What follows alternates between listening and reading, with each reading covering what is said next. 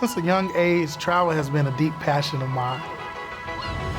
Just that excitement of pushing past myself, getting out there like, hey, I got over my fears and I went out there and did it. Growing up, I just never seen people that look like me getting out there in the outdoor space or just doing anything super adventurous. And I wanted to change that narrative. I transitioned from being a high school choir teacher for 9 years. I started blogging and writing content. And so with me sharing those experiences, I knew that other people would be encouraged by that. We're at St. John National Park. That's when I knew I could start my website, Chubby Diaries.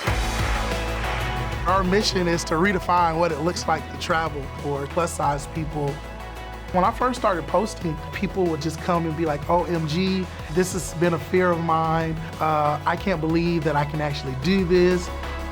Here in the Florida Keys, I found out that I could help restore coral, and I was just floored by that. Conservation is important to me, and in the past year and a half, I've been thinking about how I could show up as a traveler. Now it's on us to make a difference and make a change, and so I'm looking forward to that experience.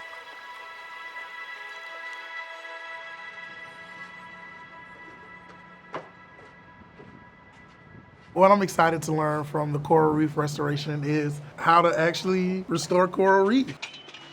So what does restoration look like? I'm so glad you asked. We have this coral tree that Coral Restoration Foundation innovated, and it's now recognized as being one of the best ways to grow certain species of coral. The trees each hold 60 corals. There's 500 trees in this space. We have 7 nurseries total up and down the Florida Keys Reef Tract. Wow. And together they can grow 45,000 corals to be reef ready every single year. Oh, wow.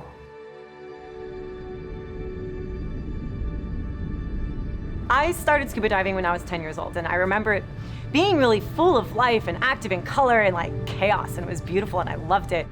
And even there, in this really pristine location, over the 10 years I dove there, the corals were degrading. There are many reasons that our coral reefs are degrading. Divers and snorkelers can easily break them without even realizing it.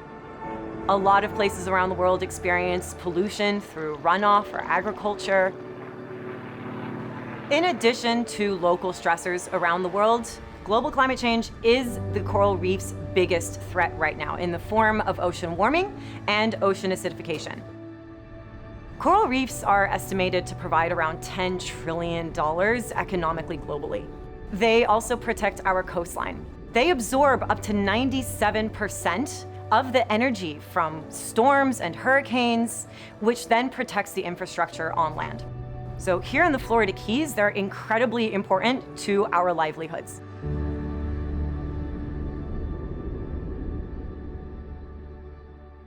So this is an example of one of our coral trees. And what's really cool is every polyp has its own mouth and stomach and little tentacles to catch food that goes by, but they all work together so that they're more of a colonial organism. But they get really dirty.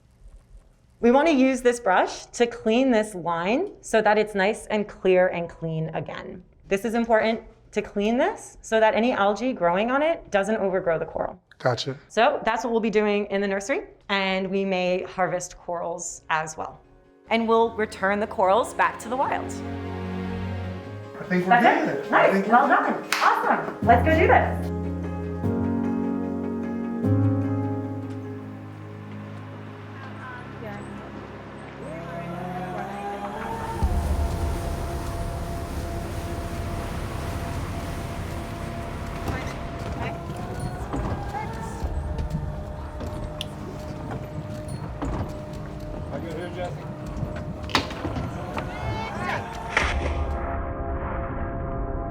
Today we are visiting the largest coral nursery in the world. The Tavernier Nursery is full of life. It's actually more biodiverse than some of the reefs surrounding it. So the nursery is a really special place. To be able to see all the new coral being grown, I was just like blown away by them. And like when you're at the like bottom of the ocean floor, that was a whole nother experience. And then being able to look up at them, I was like, whoa, this is happening. We're harvesting corals from the nursery, bringing them back up to the surface. Yes. Oh, yeah. Once on board, we're going over to Pickles Reef to return them to the wild. Being able to be down there and seeing all the coral and seeing all the work that y'all done, it was just incredible. I had a mix of emotions happening all at one time. Like I got to return coral back to the wild. And then it was just like, wow, look what us as humans are doing. Like I want future generations to see this stuff. One thing that I always wanted to try was scuba diving. To be able to go do that as my first official dive since being certified, it was incredible. I had to like get over my own faults. I thought I couldn't go scuba diving because I couldn't wear or have anything that properly fit me. And so once I asked the questions, I was like, oh my gosh, I can actually do this. And so, like to me, like being able to overcome any of the challenges that I had with equipment and stuff like that, I started realizing like, wow, this is very accessible. And I really do believe that just people that look like myself and others, like this can be very accessible for them as well. Well, you can come work in our office any day you want. I like it, I love pretty this. nice. This is the best office in the world right here. I like this. What advice would you give to people that visit or ways to give back? Personally, I think that people coming here and recognizing that we're a small island community, basically, and educating themselves about the importance of the coral reefs and what they're providing us as locals, but also them as travelers.